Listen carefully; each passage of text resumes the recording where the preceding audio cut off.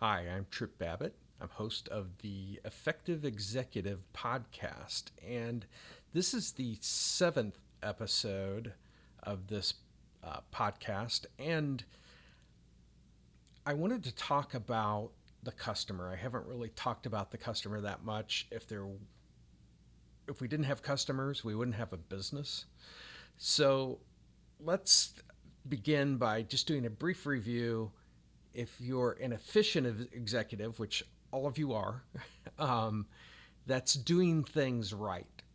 And if you're an effective executive, it's doing the right things. And it's always better to do the right things wrong than do the wrong things right.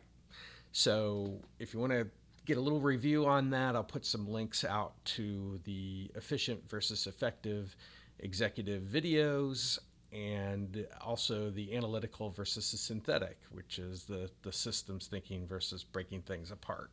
So I'm not going to get into all that right now. But one of the biggest ways that you can identify or contrast efficient versus effective it really becomes evident when you look at how organizations with efficient executives handle customers. Now, customers want value from your organization. It's the one thing that is inevitable for every customer is how do they get value out of your customer. And you know from uh, your own experiences of calling other companies for service or products that they don't always deliver to the value that you're looking for. So the same thing happens in your organization. And the question becomes, how do we gain that value? Uh, Now, my contention is that only effective executives can deliver value. From an efficient standpoint, you might get lucky, but for the most part, only effective executives know really how to go about and deliver that value to customers. And I'll explain why here in a minute.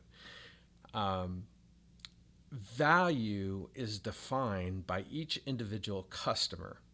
So when you get a phone call, you can't just expect that each customer is going to be asking for the same things.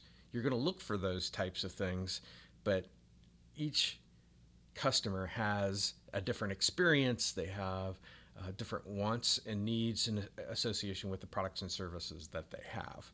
So the first thing is that we want to understand that customers define the value, and each individual customer defines their value.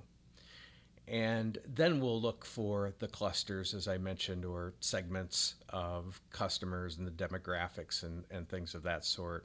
Once we've understood what the individual customers are, then you'll start to identify, oh, these are all kind of grouped together. They're looking for the same thing. So, how you go about doing this uh, as an effective executive is you identify what's important to the customer. And I've found over and over again, this is kind of counterintuitive, but high quality mean delivering that value to that customer always costs less. Because if you don't deliver that value, they're going to be calling back, they're going to spread bad words about your organization. I can never get what I want out of this company. Now, how do we contrast that to an efficient executive?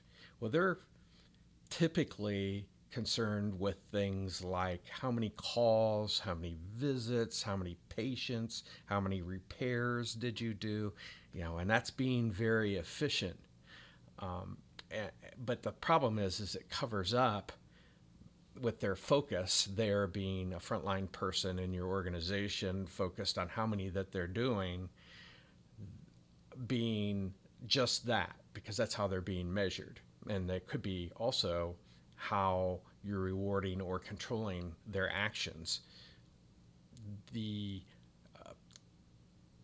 A technician, a frontline person is not always going to see what's right for the customer if what they're being rewarded on or controlled over by the system or the executive in the way that you've designed that system it's going to be covered over, and they're not going to pay attention to really what the customer's saying and what's important to them because they're so focused on the numbers that they're being measured by.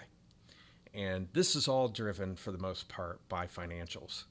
So the efficient executive is preoccupied with what the financials are of the organization. And I'm not saying they're not important, but I find when people focus on financials, costs always go up because they're not focused on what's important to the customer. And costs increase when you don't do what's important to a customer, as I identified earlier.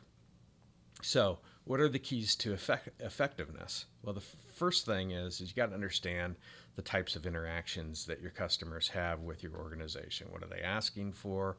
What are their complaints about your organization? Because that also is a way to identify what's important to them.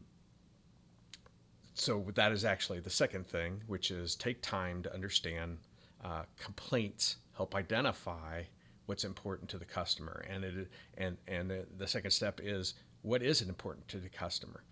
And because you're not taking time as an efficient executive to understand what's important to the customer because you're so focused on getting to the next thing, and a lot of frontline people are measured on that, you're not delivering it because you don't even know what it is. The questions aren't being asked. So it's something that you have to consciously look for and identify those things in your system that may be inhibiting a frontline person from understanding what's important to the customer. Now, once you've understood what's important to the customer, then you're going to find some very universal things. And there'll be things that customers really hate. They hate to get transferred on a phone. They hate to have you come in and start to fix something and say, well, I don't have the right parts. They hate the self-routing when they try and guess your phone menu of things and go through and say, geez, I was trying to get to a technician and I got to sales. Those are very frustrating for customers. So there'll be some universal things you find when you understand what's important to a customer. So the third thing is once you've identified all the things that are important to the customers, you can begin to look at clusters or marketing people love to use marketing segments. So there may be 3, 4, 5 different segments of customers that are calling your particular organization. You can identify who they are. And the important thing here is marketing may be going after a certain type, and in your head you may think that what your customer base is, but your customer base is who is calling you, right? It's not who's not calling you. So it's important to identify from a customer in standpoint to identify what those clusters and segments are.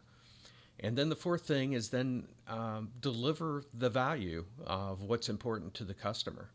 If there are universal things that I talked about with regards to transfers and self-routing and being out of parts, then you've got to identify what those things are and deliver that value.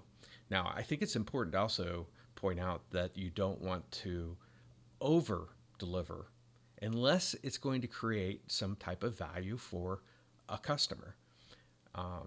If you do, then let's say, for instance, you said you'd be there be there at 10 o'clock in the morning. If you're there at 9, that's not necessarily something that is good for the customer because they were prepared for you to be there at 10. And you may think you're creating value for them, but they're expecting it at 10 unless you call them ahead of time or something.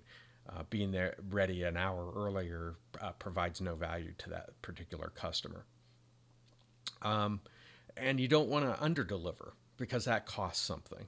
So, if you go and you're an hour late, from an appointment standpoint or miss a window, then obviously there's going to be costs with that there associated with because the customer's going to call, they're going to complain, they're going to tell their friends and neighbors. So there's a whole series of lost things that happen when you underdeliver. So if you need help going through this particular process, you can go to the 95method.com. I have a starter kit for executives, but it's the 95method.com/starter kit. And that will hook you up with a free starter kit for you to kind of understand how this system works and how you can deliver value to customers by what's important to them. And then there's also the executive education program, which you can get to at the 95method.com/exec ed. So EXECED. And there's a whole series of training associated with how you can build a system to make you a more effective executive.